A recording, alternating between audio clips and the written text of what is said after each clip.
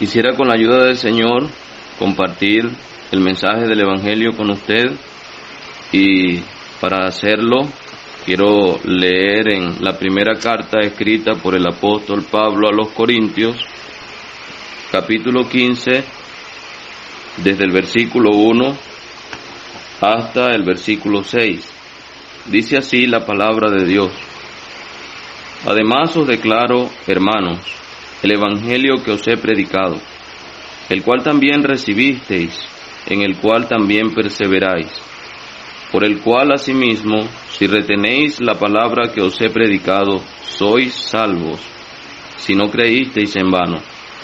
Porque primeramente os he enseñado lo que asimismo recibí, que Cristo murió por nuestros pecados conforme a las Escrituras, y que fue sepultado, y que resucitó al tercer día conforme a las Escrituras, y que apareció a Cefas y después a los 12.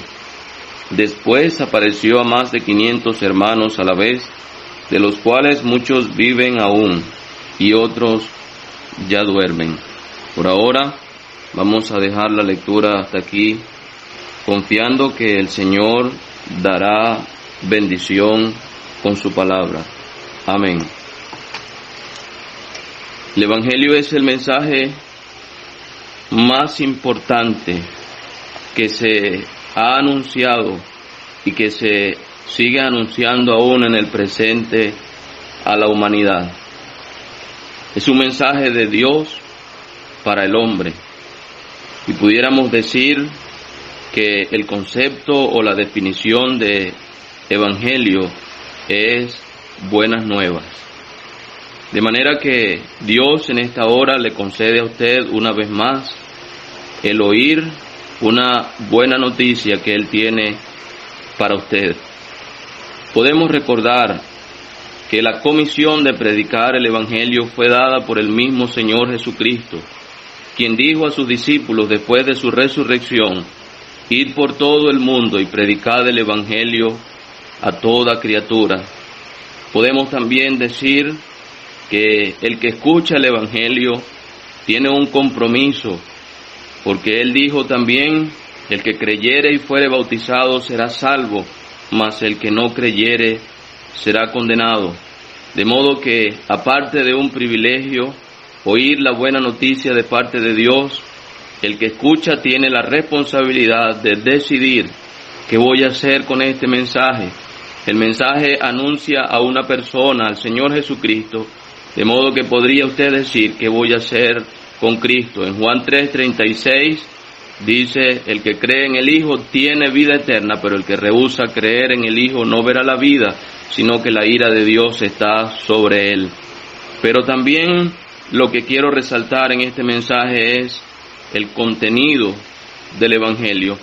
Muchos en el mundo dicen predicar el evangelio, pues según lo que dice 1 Corintios capítulo 15, los versículos que hemos leído, bastaría con ello para que usted pudiera identificar realmente si todo lo que todos dicen en cuanto al evangelio es cierto. El apóstol es muy claro en cuanto a lo que es el contenido del evangelio, y es lo que quisiera, con la ayuda del Señor en esta hora, decirle o tal vez recordarle este mensaje tan importante que usted necesita no solamente oír, sino también entender, que necesita creer para poder llegar a conocer la salvación y escapar de la condenación.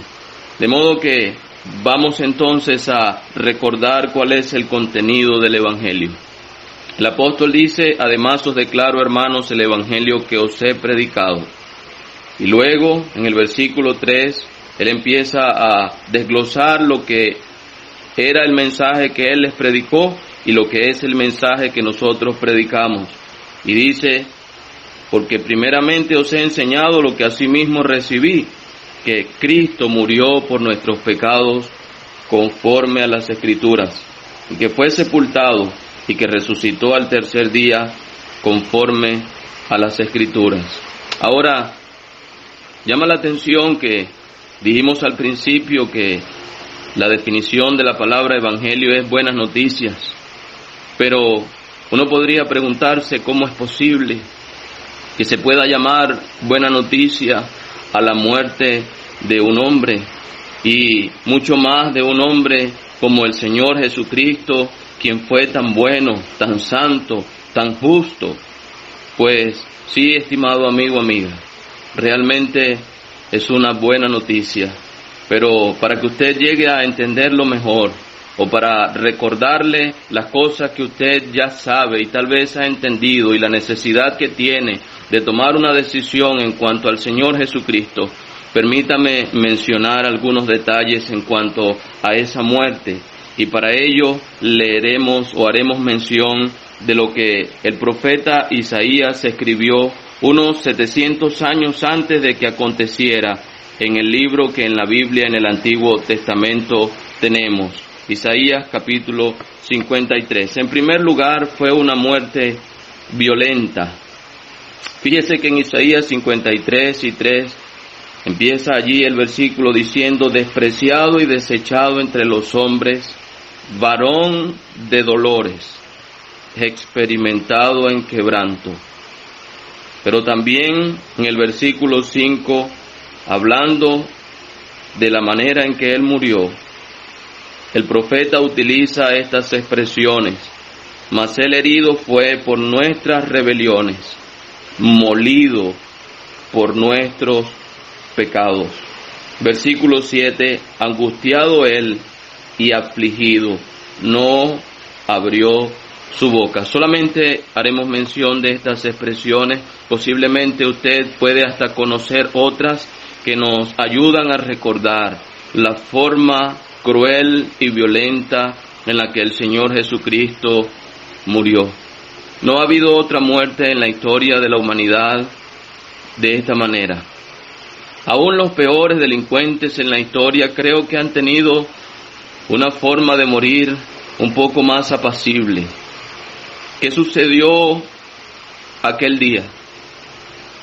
Todos los que estaban allí alrededor de él, aquellos soldados romanos, y antes de eso aquellos alguaciles del templo, se habían ensañado en su contra, como si se hubiese tratado del peor ser humano, el que por varios años había caminado entre ellos, sanando a tantos enfermos, resucitando aún a los muertos, alimentando a los hambrientos, consolando el alma de aquellos oprimidos por el diablo. Ahora estaba delante de sus criaturas, los hombres, siendo cruelmente maltratado. ¿Puede recordar usted algunos detalles en cuanto a el maltrato, el sufrimiento que él llevó? ¿Acaso el profeta estaba hablando aquí, exagerando en cuanto a lo que iba a suceder al Señor? Mire, amigo, amiga, claro que no. Su rostro fue desfigurado. Los artistas que han hecho pinturas o esculturas, o aún los productores del cine, han quedado cortos. Cada vez que usted ve por allí una imagen, usted ve un rostro con forma, con algunas manchas de sangre, pero realmente no sucedió así. En el versículo 14 del capítulo 52 de este mismo libro de Isaías dice: cómo se asombraron de ti muchos, de tal manera fue desfigurado de los hombres su parecer, y su hermosura más que la de los hijos de los hombres. No había forma. Fueron tantos los golpes que él llevó, aquellos puñetazos de hombres acostumbrados a la crueldad, que descargaron sobre su rostro, que perdió la forma. Sus espaldas fueron desgarradas por el látigo. El látigo romano estaba muy bien preparado para infligir el mayor daño posible al que era castigado. Volvieron sus espaldas como surcos de arado. Sus manos y sus pies fueron cruelmente clavados a aquel madero. Su cabeza había sido coronada con una corona tejida de espinas. En su rostro habían esputos de aquellos que estaban allí burlándose de él. Y aparte de eso, él tuvo que exclamar en un momento: Dios mío, ¿por qué me has desamparado? Así fue su muerte, una muerte violenta, la peor muerte de toda la historia. Pero ¿cómo puede ser esto una buena noticia? Permítame continuar para que lo entienda. A él nadie le obligó a morir así. Él dijo: tengo poder para poner mi vida y tengo poder para volverla a tomar. Aquí en Isaías 53:7 dice, en la segunda parte del versículo: como cordero fue llevado al matadero, y como oveja delante de sus trasquiladores se enmudeció y no abrió su boca. Él no opuso resistencia. En el Getsemaní, Pedro, creyendo que podía librarle de lo que aquellos hombres querían hacer, sacó la espada y cortó la oreja al siervo del sumo sacerdote, y él le dijo: deja, porque así es necesario que acontezca. Si yo quisiera, yo rogaría al Padre, y él enviaría más de 12 legiones de ángeles. El poeta de un himno que a veces cantamos dice: no habrían podido tomarle allí, llevando su cruz, mas su voluntad era morir así, llevando su cruz. Amigo, amiga, su muerte fue voluntaria, nadie le obligó. Él sabía lo que le iba a suceder y sin embargo estuvo dispuesto a hacerlo. Él dijo en el Getsemaní, estando en una situación de gran angustia, él pudo decir allí: Padre, si es posible, pase de mí esta copa, pero no se haga mi voluntad, sino la tuya. Y él, sujeto a la voluntad del Padre, y voluntariamente él mismo se entregó para morir en aquella cruz. Pero, ¿qué razón había para que él, siendo justo e inocente, permitiera y estuviera dispuesto a sufrir aquella muerte tan cruel?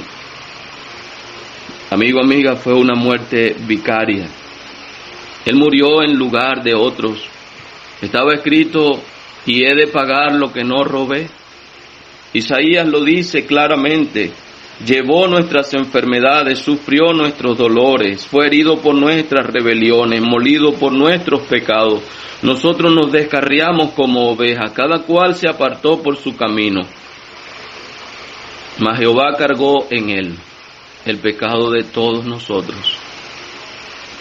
Amigo, amiga, para los que somos salvos, esta es una gran verdad y es una buena noticia.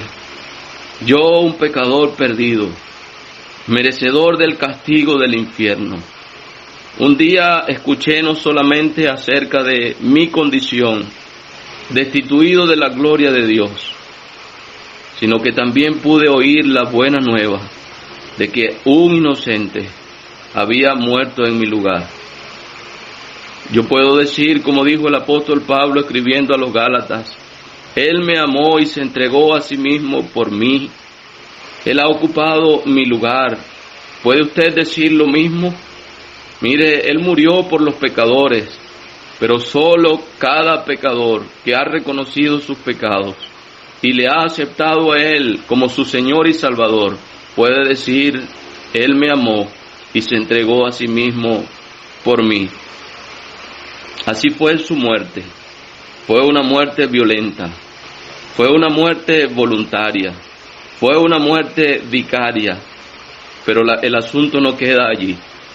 Algunos vieron en su muerte una derrota, creyeron que habían terminado con él, y los mismos discípulos se sintieron así por unos 3 días, mientras él estuvo en el sepulcro. Pero qué bueno es recordar lo que ya hemos leído. Él resucitó al tercer día, conforme a las Escrituras.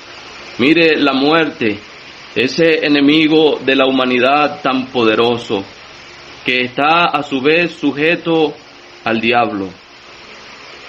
En aquel momento, cuando el Señor estaba en el sepulcro, tuvo que ponerse a un lado. No pudo evitar que Él resucitara. Él había dicho: tengo poder para poner mi vida y para volverla a tomar, y así pasó. Él se levantó de entre los muertos triunfante y victorioso.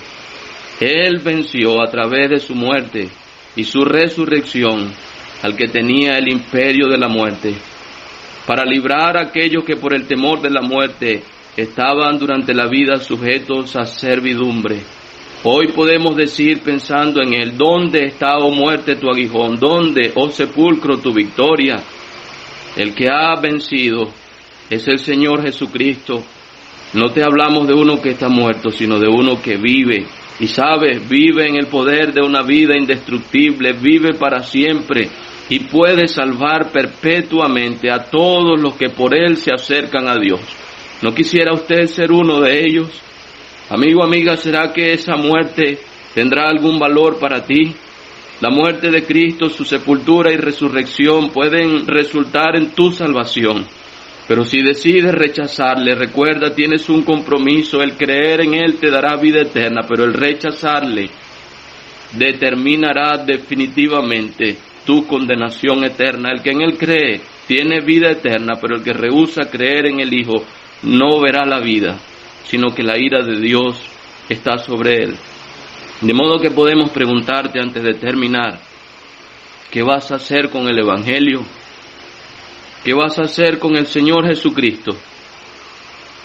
De ello depende si serás salvo o si estarás perdido por toda la eternidad. Te animamos a tomar la mejor decisión. No menosprecies el mensaje, no menosprecies al Salvador. Por el bien de tu preciosa alma, cree en el Señor Jesucristo y serás salvo. Que así sea y que Dios bendiga su palabra. Amén.